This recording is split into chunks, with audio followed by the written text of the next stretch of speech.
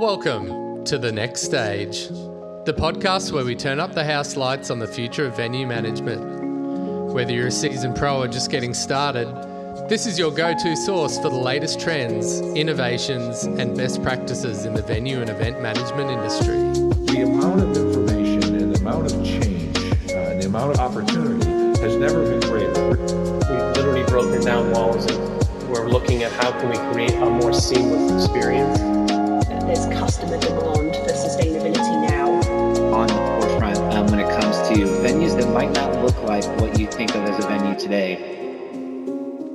Welcome back to The Next Stage. I'm your host, VMA CEO Joel Edmondson, back from a long hiatus post the planning and delivery of our venue management school, which in its 30th year this year was record attendance, and we're super proud of that this year. But I've been missing being on the podcast wagon, and I'm very pleased today to be joined by Sean Coyle, Senior Manager, Premium Guest Experience at SoFi Stadium. Welcome, Sean.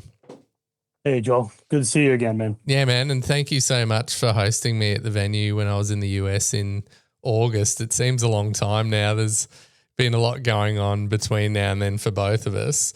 That was a amazing moment to be able to see the inner workings of that venue and step inside it, as I hadn't been there before. And it's a shame I wasn't able to see an event while I was there, because that would have really brought things alive for me in a different way. But for those of you out there who haven't been lucky enough to visit SoFi, do you want to just give us a quick overview of the venue, talk about scale and the ambition of the venue and the wider Hollywood Park campus in which it's located?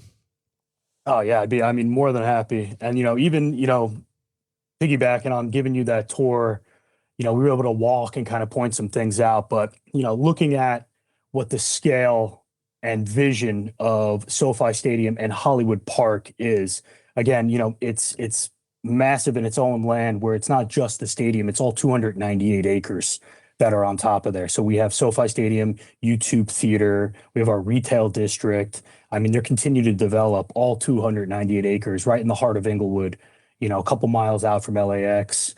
And as we've, continued to build and grow, we just continue to push the bar. I mean, I've been with the company now over 4.5 years. And on the scale of that, I mean, this year alone, we had our heaviest concert series. That's when you visited. You came right on board, right in the heart of us tail-ending concert season and going right into NFL. So looking at it for what it is, we had a record 25 shows this year alone in concert series from there. Looking ahead, as of 2027, we're going to be hosting the FIFA World Cup 26. We got 8 matches, including the U.S. men's national team opener here in Los Angeles. Right after that, we're going to piggyback into 27, hosting the Super Bowl, and then right into 28, the Olympics, making the Olympics going to be the third appearance here in Los Angeles. So, and as we navigate through that, just to highlight this, we actually just welcomed our 10 millionth guest right when you were here in August in 2025. So, looking at the scale of that for what it is, overall, the capacity for what we do, we kind of try to push that bar, the prestige and the legacy, cementing it as a world-class venue. And this, we want to make it comfortable, not only for the guests, but for the artists and whoever wants to come here and kind of present their product.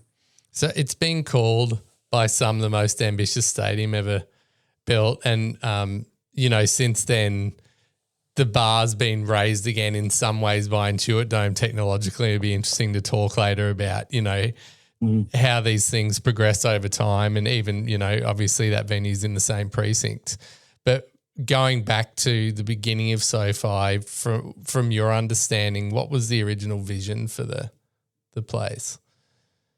I think, the vision so much, I can't really speak to what their ideas. I know they just wanted to be on the world-class stage, us, holistically, as we continue, like I stated, to be able to give those options to said artists, to all types of events, to be able to do that. So I think to be there, but to be also, we want to be able to elevate the region.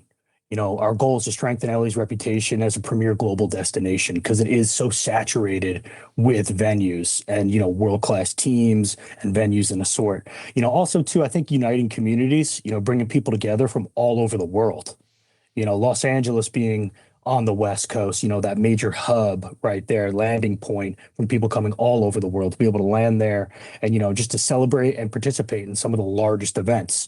And, another thing too, just being able to kind of give back and that economic and social impact all across Southern California as a whole.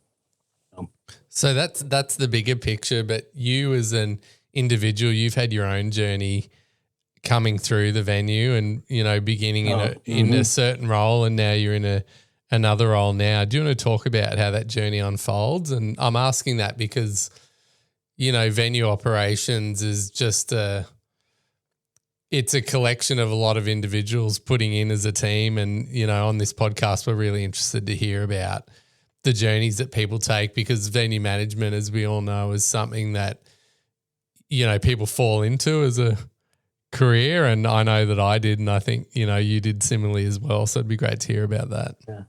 Oh, I mean, like we spoke last time we met, I never really left the realm of sport and entertainment. So just the quick elevator pitch of who I am, where I'm from. I'm an East Coast guy, born and raised Long Island, New York, got a degree from University of South Carolina in sport and entertainment management. In there, great program, thought I wanted to be a sports agent. That was it, and then realized, wasn't going to work out the way it is.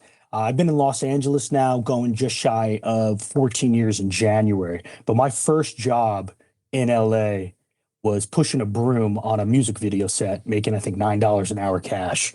But I knew I was there. I was in Los Angeles, and I kind of hit the ground working. And then I started networking my way there, got into a little bit of building, freelance production, doing sets, TV shows, movie stuff as a sort. Did a few of that, realized I wasn't completely utilizing my degree to its fullest, and then dove right into artist representation. Became an assistant to talent agents, kind of went through the grinder, got a little bit of, some of that under my belt. And then fast forward, we hit, news hit that SoFi Stadium was breaking ground and was going to open. And there was something calling, there was like a beckoning there, feeling like, wow, they're going to touch ground. This is going to be the Mecca for what it is. And again, I was still, doing some freelance work here and there. And we'll fast forward a little bit. It was February of 2020, and I had the opportunity to come here and interview for a part-time event day job. And I was like, this is going to be my foot in the door. Interviewed, found out I got the role, and we all know what happened. Less than 3 weeks later, the entire world closed down.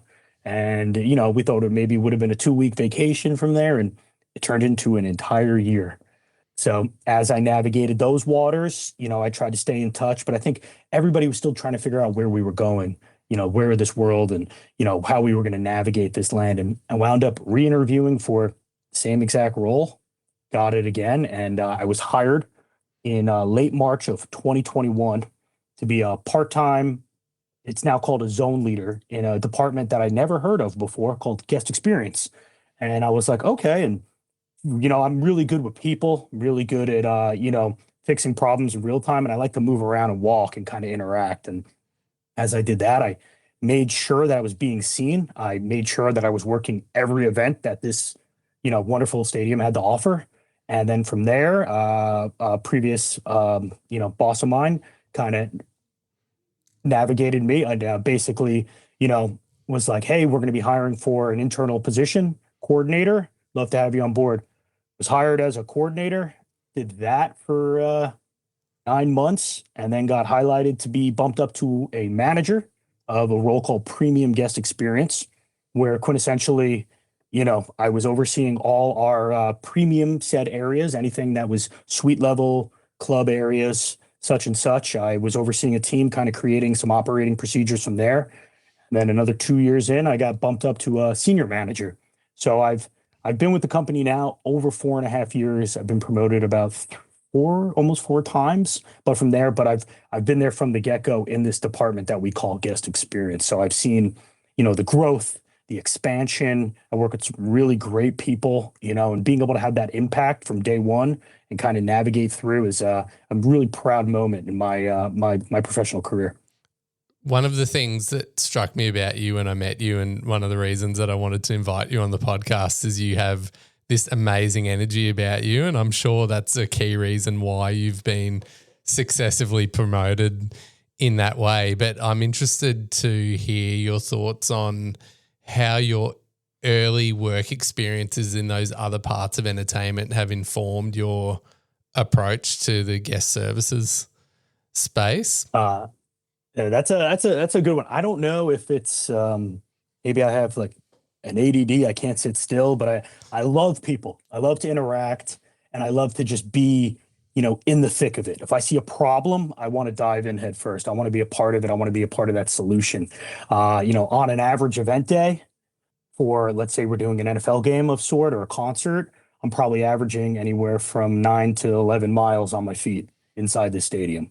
So trying to move around, be interacting, engaging. I think that's the key word, is engaging. You can sit on the sidelines and observe, which is great, but you can also dive in head first.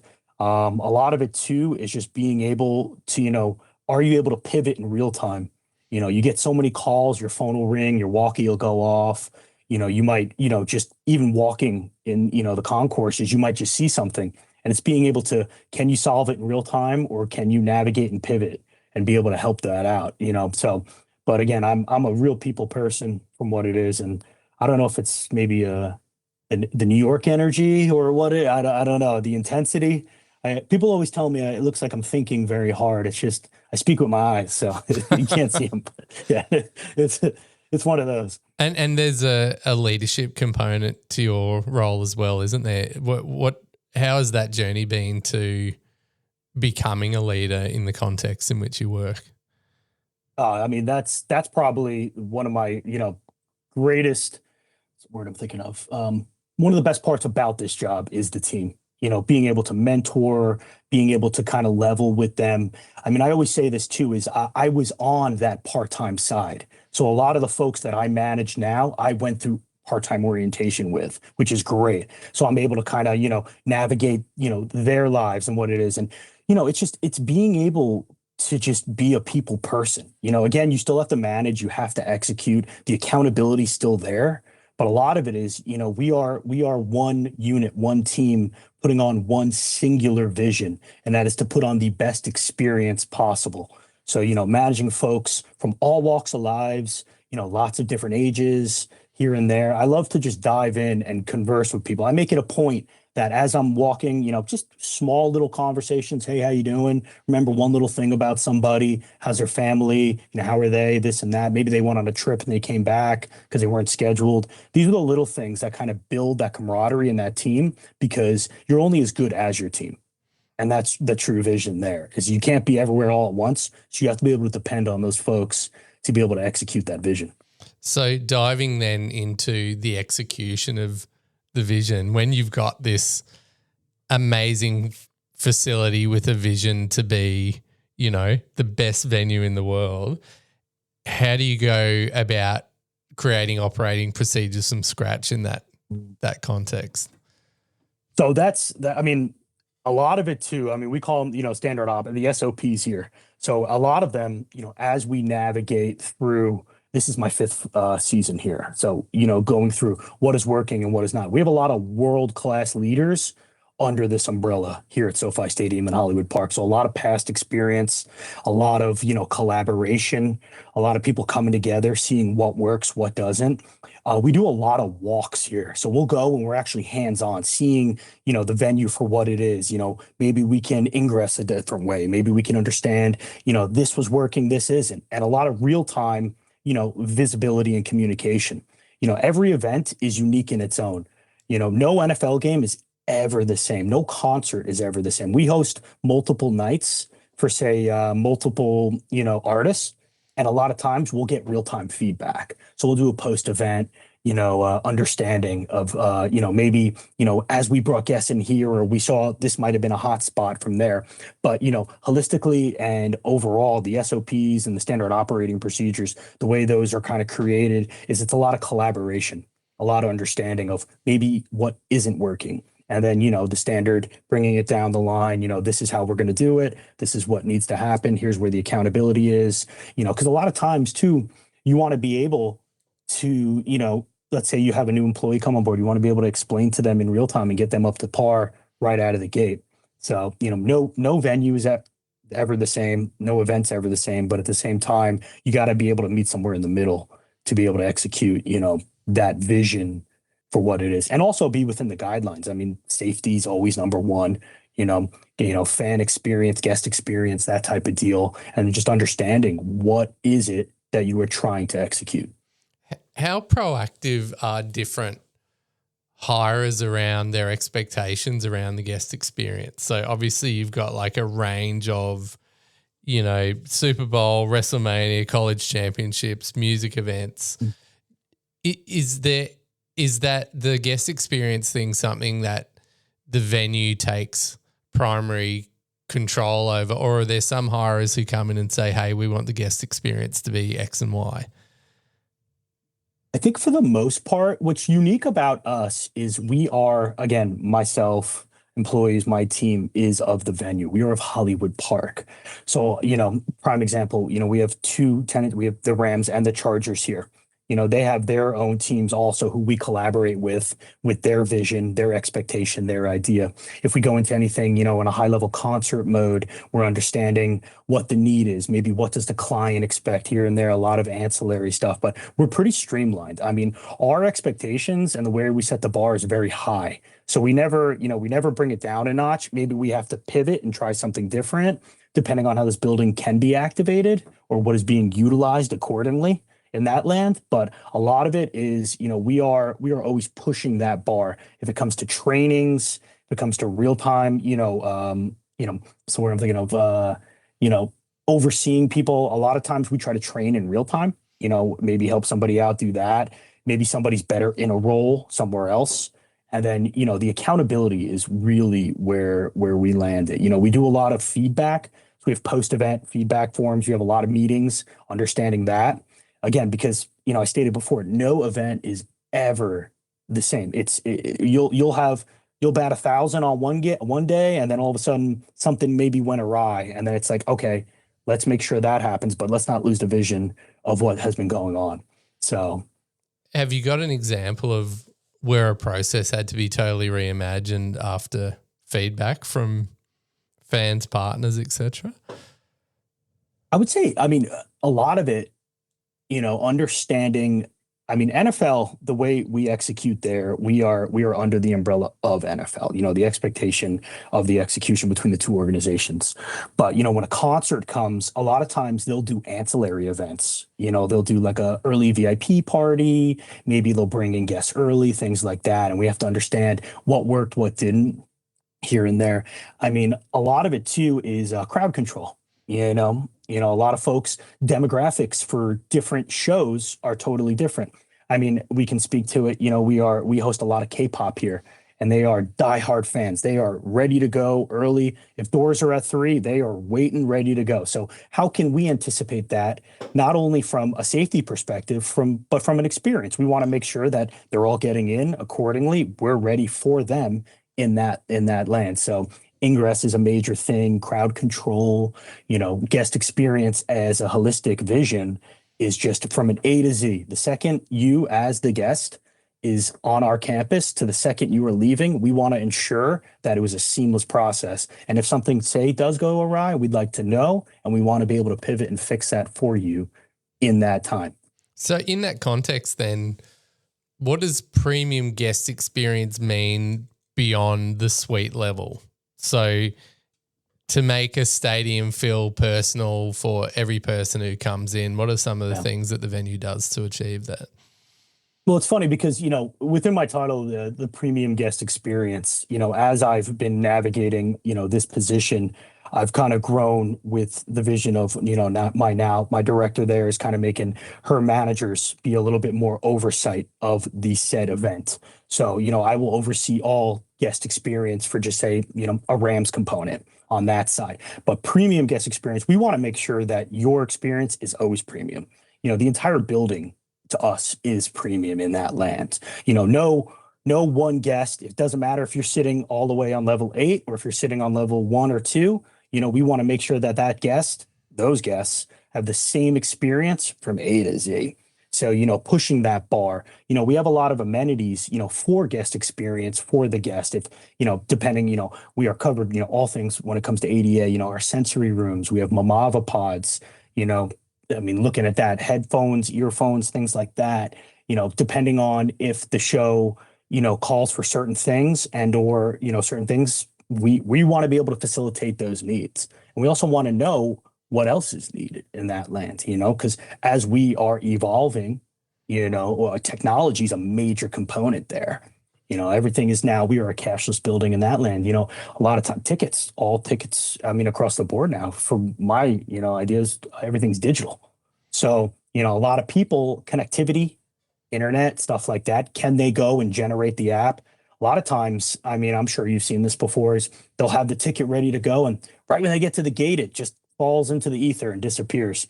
Nothing worse than that. So how can we, mitigate that problem and fix it in real time and make sure that guest finds that ticket, gets right into the building and goes where they need to be? Just going back one step, what are Mamava pods? Oh, Mamava pods. I'm sorry. So Mamava pods are for, for women who are, what's the word I'm thinking of, like breastfeeding lands in that, or, need to, in that land. Nice. So, we have 4 of those. It's a great company. We have 4 of those on our, within our building, and then we partner with them to make sure, it's taken care of, and then anything in that land. Yeah. Fantastic. Are there any other small gestures or operational tweaks that, not just in your venue, but in other venues that you've seen that really make a difference to the guest? Again, it's what the expectation is. I think as a whole, sport and entertainment and venues are really pushing that bar, to make sure. I think technology now is like the major key component a lot of times, and, how quick, how fast, a lot of, from what I've seen from other, venues of theirs, a lot of times is the app, download the app, get involved in there from an A to Z. A lot of times too, you'll see, the cashless experience of buying, food and bev, where you walk in, you scan your card, the facial recognition, or not even that land. They see what you're grabbing, kind of like those Amazon stores, and then you'll pop out and your card will get. So it's that accessibility, that quickness there. But, we really want to be hands-on in our approach. We want to be able to make sure that if the guest needs the help, we're there for them.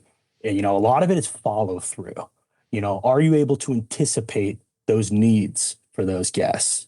A venue of this magnitude, a lot of times, people are here for the first time ever.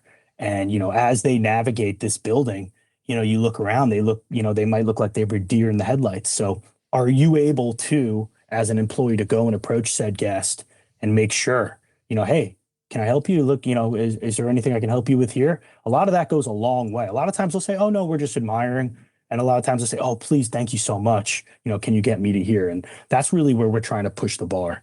Yeah. And that hands-on approach. That wayfinding thing is always a challenge in venues too, isn't it? Mm-hmm. Depending, we always joke about, especially with our tickets, you have, on your ticket, it might tell you a suggested entry per se. But a lot of times, depending on where you land on campus, you might come in on the total opposite side of the building. And we want to make sure that regardless of where you come in, we want to make sure you get to your said location where it's needed, seamlessly. So one of the other things about being world-class at anything, I think, is having the humility that you have got to learn all the time. And there's also other people out there with that same aspiration. When we spoke last, you said you're about to do a bit of a field trip locally to check out, everything that's happening across, that very saturated venue market, just crypto.com, the Forum, Intuit Dome, Dodger Stadium, to name a few of many, many venues in LA. How do you go about the process of evaluating what other venues are doing well? Yeah, I think a lot of it too is just depending, because every venue, like we said before, is so unique in its own. A lot of we're kind of still, the new kids on the block. Again, I think we're in our 5th, 6th year going in. So you have venues that have been here that have been, prime example, crypto.com has been there. I think their team's almost 20 years, collaborating, Dodgers, creating. like Dodgers. Yeah. Oh, Dodgers. Yeah. So, I mean, LA as a whole is just the sport and entertainment mecca, in my eyes for what it is. So you get a lot of great collaboration, a lot of evolution and growth for what it is, and just depending on what's working, what isn't. A lot of it too.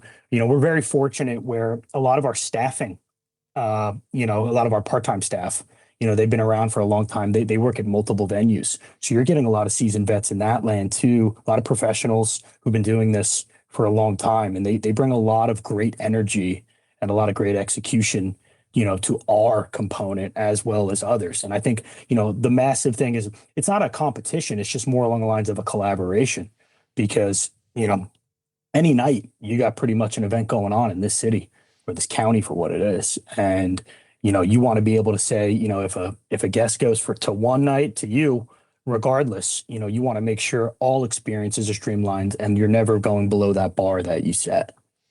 Now, you've got some pretty exciting stuff coming up over the next sort of 3 to 5 years in the venue with the World Cup, which you referred to before, and then the Olympics in 28. How do you begin preparing for that as a venue? So a lot of it too, which is great, is those organizations as a whole, they'll come and we'll have some major meetings, some breakout sessions, and just understanding.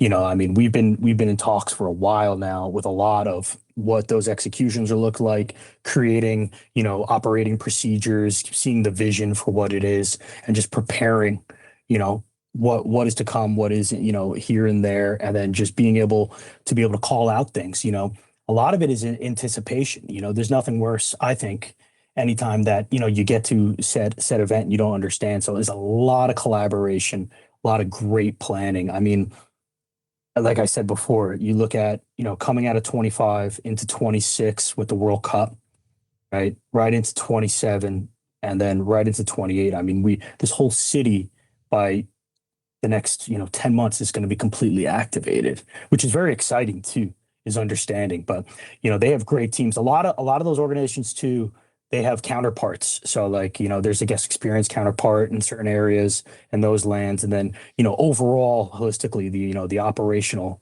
idea and execution for what it is. But, we have great leadership, at the helm that are pushing the bar. And, there's a lot of checking in, a lot of understanding, and just a lot of high level talks that continue to go.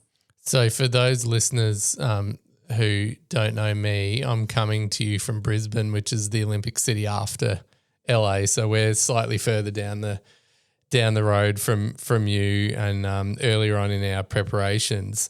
But we are going through a similar process of using existing infrastructure to deliver the games, which is a big part of how host cities get the job of hosting now. And, repurposing existing infrastructure is something that we're doing, but you're also doing it too in the sense that Olympic swimming is planned for SoFi. That's a pretty surreal, crazy thing to bring into that venue when it's not there already. I mean, what's that going to look like logistically? I mean, logistically, to the operation and engineering, I'm marveled by that. When they announced that, it was actually pretty incredible for what the idea is. I think there's going to be a lot of high level talks, a lot of high level engineering. It's a little bit out of my scope, where I'm a little bit more of the fan facing, but I just know whatever they deliver, it's going to be world class, because that is the expectation, that is the idea and the vision. Looking at it, down the line, they're going to push the bar, for what it is. And by 2028, I mean, time moves so fast now that I'm looking at it. I felt like such an eternity when we first started talking about the Olympics, and now as it's formulating, becoming a reality. LA 28 is got boots on the ground. The incredible organization, and just understanding how LA as a whole, I think, is going to be activated is just so exciting.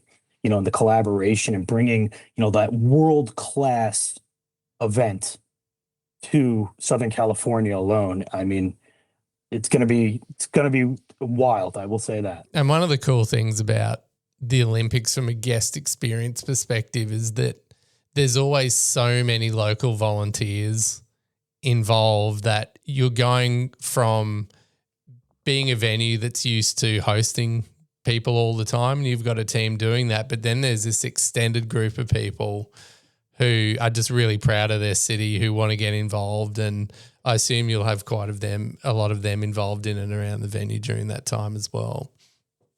Yeah, to be honest with you, I really don't know the exact plan yet when it comes to LA 28 and our involvement there. I just know as we navigate, the next few years, we're just going to continue to push the bar from a Hollywood Park perspective and understand, our staffing component, that experience, that hands-on approach, and just understanding that all guests, are going to be able to receive such, experience that we want to be able to make sure that they have that. So leading into that period, you will have been in the venue by then, for like 7 or 8 years, if you're still there by the time the games come around. I'll have my doctorate degree in Hollywood Park. That's right. Dr. Sean. How will Dr. Sean, what philosophy do you think you'll bring into that experience? Like in terms of you consistently running major events, week on an ongoing basis. What if you were to share a piece of wisdom about leading under pressure, what would it be? Persevere. Continue to persevere. I mean, I'll be honest with you. A lot of times you are so just go, go, go, especially in this world now, that a lot of times if you just got to continue to push, but you also have to be present.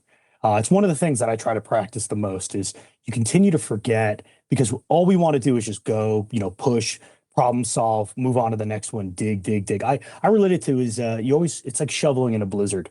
You're continuing to just get it because you don't want it to pile high enough. But sometimes you just got to reflect. You got to be present. You got to put your head up quick, just see where you are. But also, as people that want to navigate these waters, I fell into venue management, in that lens. I had no idea what guest experience was, but I realized that it works. It works for me, who I am. I'm a big component on finding out what doesn't work for you. A lot of times, you kind of have to take a step back and maybe realize, hey, this isn't for me, but there's always the options out there, the growth, I mean, this industry is second to none in my eyes. If you are high energy, you love people, you love problem solving, you love being a part of something that's bigger than yourself. This is where it's at. And, we spoke on this when we did our tours, it's not just a job. This is a lifestyle in my eyes. I mean, you could take that one, but perseverance, reflection and just understanding where you are now, because a lot of times the collaboration with others is the most fulfilling part of it. Not just finishing the event and, it's being in that moment, because every time you put on an event, you're a part of history. And when the curtain comes down on, metaphorically, on every event that you run and the noise is faded, what goes through your mind? This is funny. Because I had an event yesterday. We had a Sunday night football game, and a lot of times I call it, an event hangover, because your energy is so high and you're there. But I always reflect, because I make it a point, as we close the building down after, say, a concert per se, the building is cleared, and everybody's breaking down that stage. I sit there and you're just, wow, you take that big, deep breath because you have such a high, but you're like, wow, look where I'm at. Look what we just did. And it's an incredible feeling. It really is. And I think that is what draws me so much to it, is understanding the completion and being able to just, be a part of that vision coming together, and for what it is. I mean, as we continue to push that bar, I mean, I'm fortunate enough where my office is in the stadium. So I get to sometimes just pop my head out and just reflect and look at the magnitude of this building and its beauty and just the execution and the memories that have been going on here. We have a lot of first timers who come here. We have a lot of season ticket holders, and, we're a part of their lives for that short amount of time. And I think that's might be the most fulfilling part, is being able to make those memories with those people. And to have that kind of gratitude for what you do is very self-sustaining, I think, you know, for the amount of energy that you need to output to, you know, keep showing up every day to do it. You've got to love your job, and you've also got to be thankful for what it helps you create in people's lives. So, Sean, thanks so much for being on the show today. I've really, really appreciated catching up with you again and you sharing your energy, enthusiasm with our audience of venue management professionals around the world. And I'm sure I'll be in LA again to see you soon. Joel, it's been my pleasure. I think I got to come visit you though. Oh yeah, for sure. I can certainly organise a range of tours for you in Australia. I love it. Thank you so much for having me, Joel. I appreciate it. Awesome. And we'll see everyone next time on the next stage. Bye for now.